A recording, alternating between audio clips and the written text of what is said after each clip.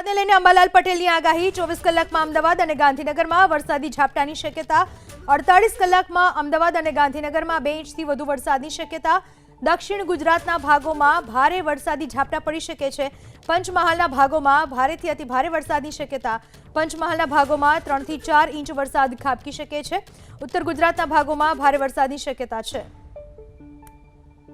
આજે સવારે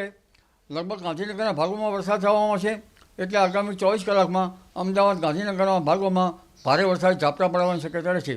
વરસાદ મોટા ફોરવાનો પડવાની શક્યતા રહેશે કેટલાક ભાગમાં 2 ઇંચ કે તેથી વધુ વરસાદ થવાની શક્યતા રહેશે અમદાવાદ ગાંધીનગરના ભાગોમાં નીચાણવાળા ભાગોમાં જળભરાવની સ્થિતિ રહેશે આ ઉપરાંત લગભગ મધ્યપ્રદેશમાં ભારેથી અતિ ભારે વરસાદ થવાની શક્યતા રહેતા મધ્યપ્રદેશના ભાગોમાં પૂર આવવાની શક્યતા રહે પરંતુ મધ્યપ્રદેશના સંલગ્ન ભાગોમાં પંચમહાલના ભાગોમાં ભારે વરસાદ તો ક્યાંક અતિ ભારે વરસાદ થવાની શક્યતા રહે ખાસ કરીને દાહોદ છોટાઉદેપુર વગેરેમાં ભાગોમાં વરસાદ થવાની શક્યતા રહે કેટલાક ભાગમાં અતિ ભારે વરસાદથી જળભરાવની સ્થિતિ પણ બની શકે આ ઉપરાંત વડોદરાના ભાગોમાં આણંદના ભાગોમાં પણ વરસાદ થવાની શક્યતા રહે કેટલાક ભાગમાં ભારે વરસાદ ઝાપટા પડી શકે અમદાવાદ ગાંધીનગરના ભાગમાં પણ વરસાદ થવાની શક્યતા રહે તદ ભાગોમાં 2 ઇંચ કે તેથી વધુ વરસાદ થવાની શક્યતા રહે અને વડોદરા વગેરે ભાગોમાં પણ 3 ઇંચ કે તેની આજુબાજુ વરસાદ થવાની શક્યતા રહે પંચમહાલના ભાગોમાં 3 થી 4 ઇંચ જેવો વરસાદ થવાની શક્યતા રહે જેના કારણે જળભરાવની સ્થિતિ રહે આ ઉપરાંત રાજસ્થાનના સંલગ્ન ઉત્તર ગુજરાતના ભાગોમાં પણ ભારેથી અતિ ભારે વરસાદ થવાની શક્યતા રહે ક્યાંક હળવું પૂર આવવાની શક્યતા રહી શકે આ ઉપરાંત પાટણ સમિત હારીના ભાગો મહેસાણાના ભાગોમાં પણ વરસાદ થઈ શકે સાબરકાંઠાના ભાગોમાં બાયડ વગેરે ભાગોમાં ભારે વરસાદની શક્યતા રહે ક્યાંક જળભરાવની સ્થિતિ રહી શકે આ ઉપરાંત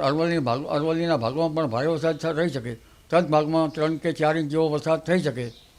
આ ઉપરાંત દક્ષિણ સૌરાષ્ટ્રના ભાગોમાં પણ ભારે વરસાદ ઝાપટા પડી શકે દક્ષિણ ગુજરાતના ભાગોમાં પણ ભારે વરસાદ ઝાપટા પડી શકે પરંતુ ઓગસ્ટ માસમાં તાપી નદીનું જળસ્તર વધી શકે લગભગ ઓગસ્ટ માસમાં મહારાષ્ટ્રના ભાગોમાં પણ ભારે વરસાદ થવાની શક્યતા રહેશે આ ઉપરાંત લગભગ હમણાં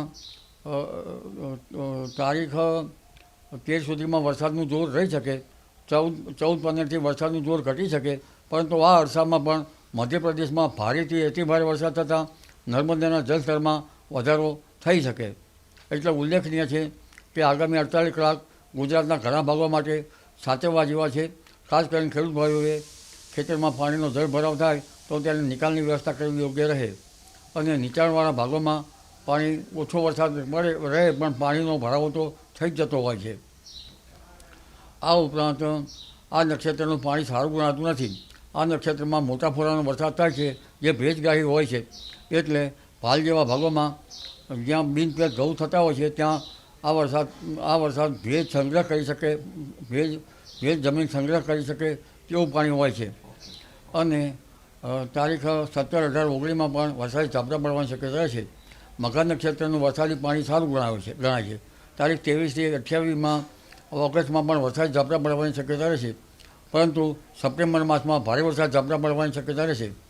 સપ્ટેમ્બર માસમાં 12મી સપ્ટેમ્બર પછી ભારે વરસાદ ઝાપટા પડવાની શક્યતા રહેશે ઊભા કૃષિ પાકોમાં હરકત આવી શકે